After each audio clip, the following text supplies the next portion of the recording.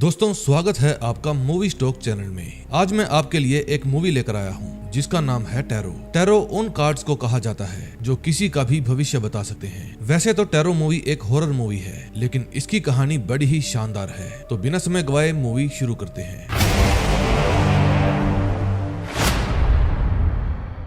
Movie की शुरुआत में हम देखते हैं 7 लोग एक किराए के घर में बैठे जश्न मना रहे थे। उन 7 लोगों में से 3 मर्द थे जिनके नाम ग्रांट, लुकास और पैक्सटन थे, और बाकी की 4 लड़कियां थी जिनके नाम हेली, एलिस, पेज और मैडलिन था। आज एलिस का जन्मदिन था और वे सभी मिलकर उसी के जन्मदिन का जश्न मना रहे थे। वे लोग जिस घर में जश्न मना रहे थे वो घर उन्होंने किराए पर लिया था। हेली ग्रांट की गर्लफ्रेंड थी, लेकिन कुछ दिनों पहले ही इनका ब्रेकअप हो गया था और इसी वजह से दोनों एक दूसरे से बात भी नहीं कर रहे थे। ये बात उनके दोस्तों को भी अच्छी नहीं लग रही थी। फिर वे सब साथ बैठकर शराब पीने लगते हैं, लेकिन कुछ देर बाद शराब खत्म हो जाती है। तभी ग्रांट घर के अंदर शराब लेने के लिए चला जाता है और बाकी सभी भी उसके पीछे पीछे घर में आ जाते हैं। वो घर किराए का था।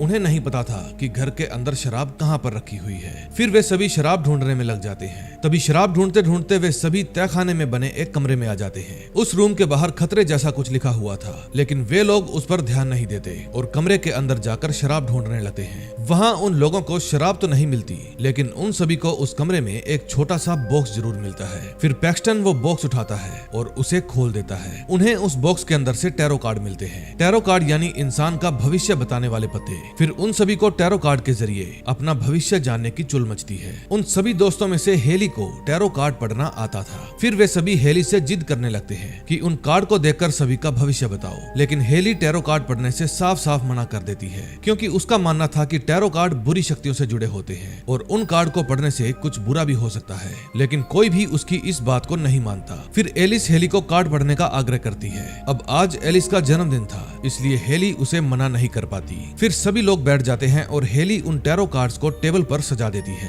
हर एक कार्ड के ऊपर चुड़ैल और राक्षस जैसे कुछ लोग बने हुए थे। फिर हर किसी के भविष्य का अलग अलग पत्ता खुलता है। एलिस के चुने हुए कार्ड में सीढ़ी जैसा कुछ बना हुआ था। फिर हेली एलिस का भविष्य बताते हुए कहती है कि यह कामयाबी की सीढ़ी है, बहुत तेजी से चल रही है, लेकिन उसे अपनी रफ्तार धीमी करनी चाहिए, नहीं तो वो मुंह के बल गिरेगी। फिर अगली बारी आती है मैडलिन की। मैडलिन के चुने हुए पत्ते में हैंगमैन बना हुआ था। हैंगमैन यानी वो शैतान जो सबको लटका देता है। फिर हेली मैडलिन का भविष्य बताते हुए कहती है कि उसके सारे ग्रह उल्टी दिशा में घूम रहे हैं, इसलिए आने वाले समय में उसे सावधान रहना चाहिए। फिर हेली एक एक करके सभी का भविष्य बताती है, लेकिन तभी पैक्सटन को बाथरूम का प्रेशर बन जाता है। फिर वो उठकर बाथरूम करने जाता है, लेकिन कमरे के बाहर जाते ही उसे कुछ अजीब सी आवाज सुनाई देती है। पैक्सटन को ऐसा लग रहा था जैसे कोई उसके पीछे खड़ा है, लेकिन वहाँ पर कोई भी नहीं था। फिर अपना अपना भविष्य जानने के बाद वे सभी अपने घर चले जाते हैं। तभी जब एलिस अपने कमरे में आराम से बैठी थी और पेज से बातें कर रही थी तो उसे कुछ आहट सी होने लगती है। फिर एलिस बाहर जाकर देखती है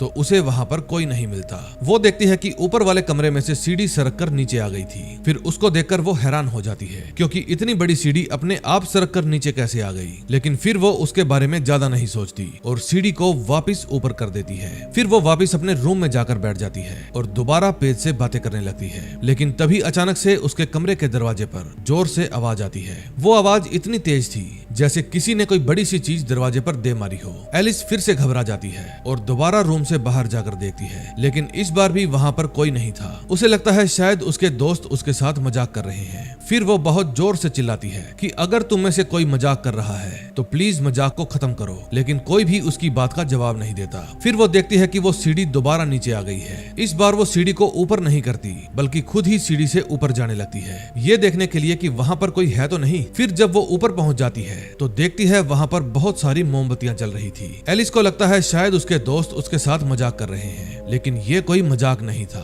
क्योंकि एलिस को मोमबत्तियों के साथ साथ उसके भविष्य वाला कार्ड भी वहीं पर रखा हुआ मिलता है। तभी अचानक कोई एलिस को उसका भविष्य बोलकर सुनाने लगता है और फिर वो उसे सीढ़ियों से नीचे खींच लेता है। एलिस जमीन पर ओदे मुंह गिरती है और उसे काफी चोट लगती है। अब एलिस कुछ सोच पाती या वहाँ से भाग पाती इससे पहले ही एक चुड़ैल आकर सीढ़ी से उसको मार देती है। फिर अगले दिन दिन वहाँ पर पुलिस आ जाती है और एलिस की मौत की खबर हर जगह फैल जाती है। एलिस के सभी दोस्तों को उसकी मौत का बहुत दुख था। तभी हेली को कुछ अंदेशा होने लगता है कि ये सब जो भी हुआ है वो उन्हीं कार्ड की वजह से हुआ है, लेकिन उस समय वो किसी से कुछ नहीं बताती। अगले सीन में हम देखते हैं मैडलिन और लुकास, वे दोनों भी एक दूसरे को पसंद करते थे। फिर लुकास मैडलिन को उसके घर छोड़ने के बाद एक ट्रेन स्टेशन की तरफ चला जाता है। उस ट्रेन स्टेशन में आम लोगों का जाना मना था, लेकिन फिर भी लुकास उस स्टेशन में जाता है। अब लुकास वहाँ पर किस काम से आया था ये किसी को भी नहीं पता था। वो स्टेशन पूरी तरह से सुनसान था। फिर लुकास को सोचते सोचते कुछ आहट सी सुनाई देती है। फिर जब वो पीछे मुड़कर देखता है तो वहाँ पर कोई नहीं था। फिर वो दोबारा आगे बढ़ता है, लेकिन तभी अचानक से स्टेशन की लाइट बंद होने लगती है। ये देखकर लुकास घबरा जाता है क्योंकि अंधेरा उसकी तरफ बढ़े जा रहा था।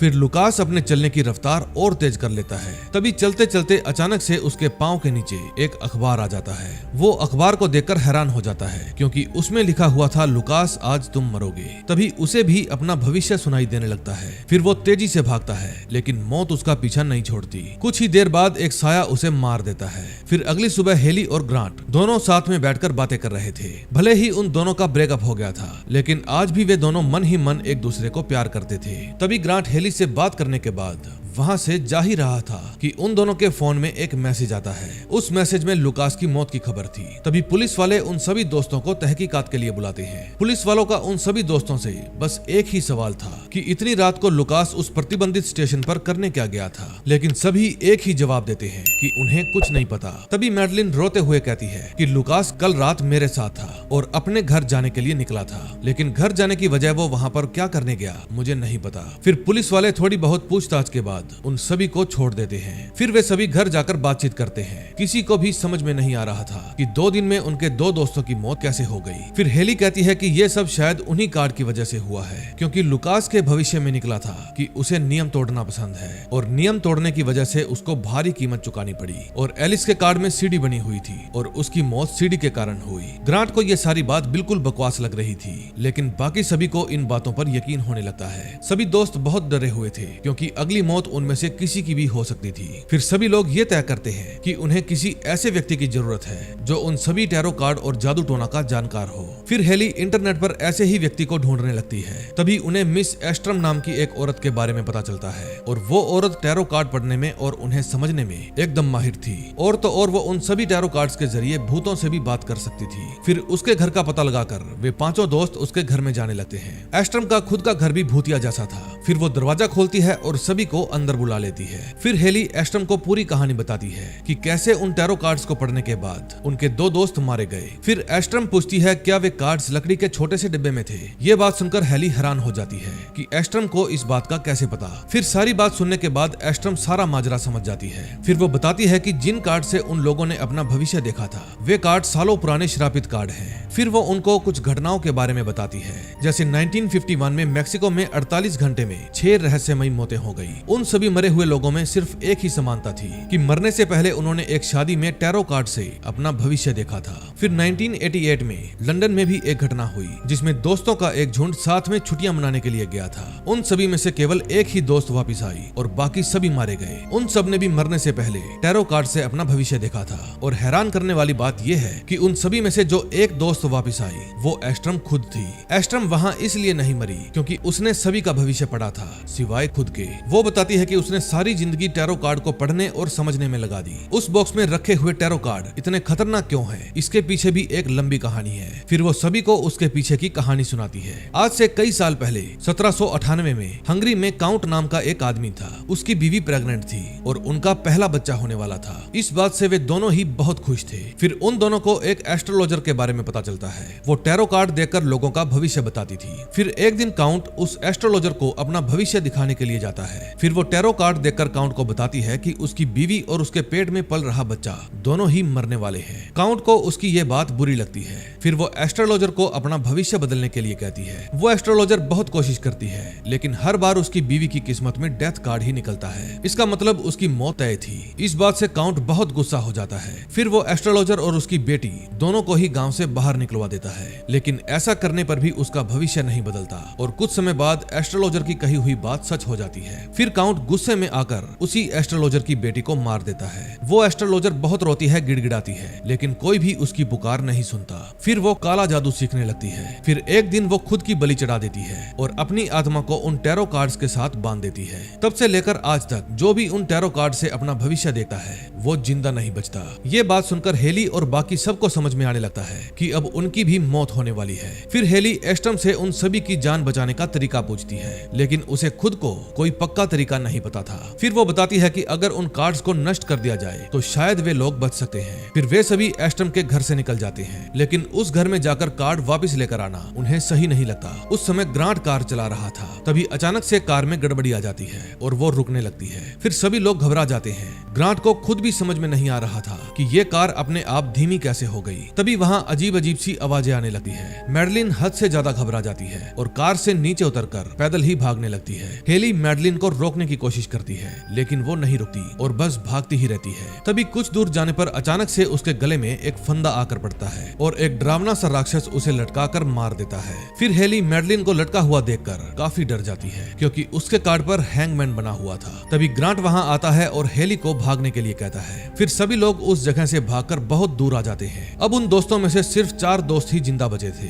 हेली, ग्रांट, पेज और पैक्सटन। तभी हेली और ग्रांट वापिस उस घर में चलने के लिए कहते हैं ताकि उन कार्ड्स को खत्म किया जा सके, लेकिन पैक्सटन उनकी बात नहीं मानता। पैक्सटन कहता है कि उन्हें पुलिस के पास जाना चाहिए, ना कि वहां पर जहां से ये सब शुरू हुआ था। फिर पैक्सटन उन सभी से लड़कर अपने घर चला जाता है और हेली, ग्रांट और पेज उन कार्ड्स को नष्ट करने के लिए उस किराए के घर में जाने लगते हैं। पैक्सटन अपने घर में चला तो जाता है, लेकिन उसके साथ भी वही अजीब चीजें होने लगती है। तभी अचानक से वहां की सारी लाइट्स बंद हो जाती है। फिर पैक्सटन को याद आता है कि उसके कार्ड में फूल कार्ड निकला था, यानी मूर्ख बनने वाला कार्ड। फिर वो बहुत घबरा जाता है। फिर जब वो ऊपर जाने के लिए लिफ्ट के अंदर जाता है तो देखता है कि एक साया तेजी से उसकी तरफ बढ़ रहा है। ये देखकर उसकी सांसें तेज होने लगती है। दूसरी तरफ हेली, ग्रांट और पेज इंटरनेट पर उन कार्ड को नष्ट करने का तरीका देख रहे थे, क्योंकि उन्हें केवल कार्ड को नष्ट ही नहीं करना था बल्कि कार्ड को शराब मुक्त भी करना था। तभी पेज को इंटरनेट पर एक वेबसाइट मिलती है जिस पर लिखा हुआ था कि उन सभी कार्ड्स को जलाकर नष्ट किया जा सकता है। फिर हेली तुरंत टैरो कार्ड वाला डिब्बा अलमारी में से निकालती है और फिर वो तीनों मिलकर उन सभी कार्ड्स को आग में फेंक देते हैं। लेकिन तभी अजीब सी बात होती है, वे कार्ड्स आग में भी नहीं जलते। ये देखकर उन तीनों का डर और बढ़ जाता है। फिर वे तुरंत ही एस्ट्रम को फोन करते हैं। फिर कुछ देर बाद वो भी वहां पर आ जाती है। वो अपने साथ 2-3 पत्थर लेकर आई थी और फिर वो उन पत्थरों को टेबल पर सजा देती है। फिर वो उस एस्ट्रोलॉजर की आत्मा से बात करने की पूरी तैयारी कर लेती है। फिर वो उन तीनों को थोड़ा दूर जाने के लिए कहती है, क्योंकि माहौल खतरनाक रूप ले सकता था। फिर वो जैसे ही मंत्र पढ़ना शुरू करती है, उस एस्ट्रोलॉजर की आत्मा एस्ट्रम के पीछे आकर बैठ जाती है। फिर वो ज्योतिष की आत्मा आग में से उन कार्ड्स को बाहर निकालती है और उनके जरिए एस्ट्रम का भविष्य देखने लगती है। देखते ही देखते एस्ट्रम का पूरा शरीर अकड़ जाता है। उस ज्योतिष ने अपनी आत्मा उन कार्ड्स के साथ बांध रखी थी और इसीलिए जब तक कोई उन कार्ड से अपना भविष्य नहीं पढ़ता था तब तक वो ज्योतिष उन्हें मार नहीं पाती थी। ज्योतिष ने एस्ट्रम का भविष्य इसलिए पढ़ा ताकि वो उसे मार सके। फिर एस्ट्रम को मरता हुआ देख हेली, ग्रांट और पेज बहुत डर जाते हैं। फिर वे तीनों तुरंत ही उस कमरे से बाहर भाग जाते हैं। हेली और ग्रांट तो साथ में भागते हैं, लेकिन पेज उन दोनों से अलग हो जाती है, यानी कि अब पेज की मरने की बारी थी। उस दिन पेज के टैरो कार्ड में एक जादूगर निकला था, इसलिए पेज को मारने के लिए वो ज्योतिष जादूगर का रूप ले लेती है। फिर पेज जैसे ही दूसरे रूम में जाती है तो उसे वहाँ पर एक जादूगर दिखता है जो कई लोगों को अपना जादू दिखा रहा था। वो सारी चीजें जो पेज को दिख रही थी वो उस ज्योतिष का ही बनाया हुआ जाल था। फिर वो जादूगर तेजी से घूमता है और पेज को पकड़ लेता है। पेज जोर जोर से चिल्लाने लगती है, लेकिन वो जादूगर उसे नहीं छोड़ता। फिर वो उसे एक डिब्बे में बंद कर देता है और उसके बाद वो डिब्बे के साथ साथ पेज के पांव भी काट देता है। पेज के चिल्लाने की आवाज सुनकर बाहर खड़े हेली और ग्रांट बहुत डर जाते हैं। फिर वो जादूगर पेज को मार देता है। अब हेली के पास ये सब रोकने का सिर्फ एक ही चांस था। एस्ट्रम ने मरने से पहले हेली को कहा था कि उस ज्योतिष की आत्मा को उसी के तरीके से मारना होगा। अब इससे पहले कि हेली कुछ कर पाती, उस ज्योतिष की आत्मा वहां पर भी आ जाती है। वो ज्योतिष सबसे पहले हेली को मारने की कोशिश करती है, लेकिन ग्रांट हेली को बचा लेता है। फिर वो हेली को भागने के लिए कहता है। फिर हेली जैसे तैसे वहां से भागती है और उस कमरे में चली जाती है जहां पर टैरो कार्ड रखे हुए थे।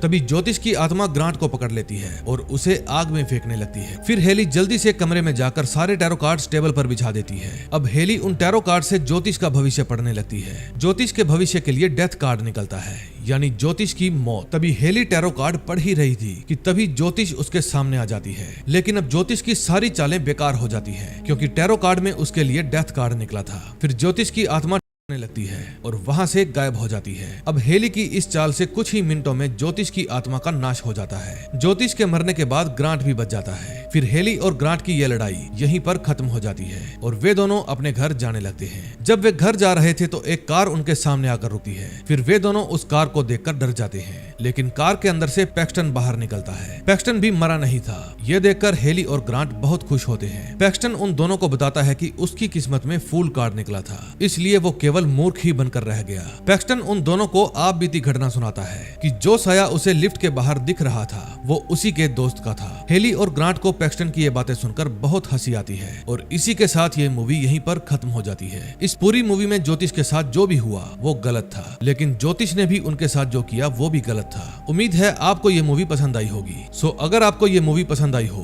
तो आप इसे अपने दोस्त के साथ शेयर करें और चैनल को सब्सक्राइब कर दें। हम मिलेंगे नए दिन नई वीडियो के साथ। Till then bye bye.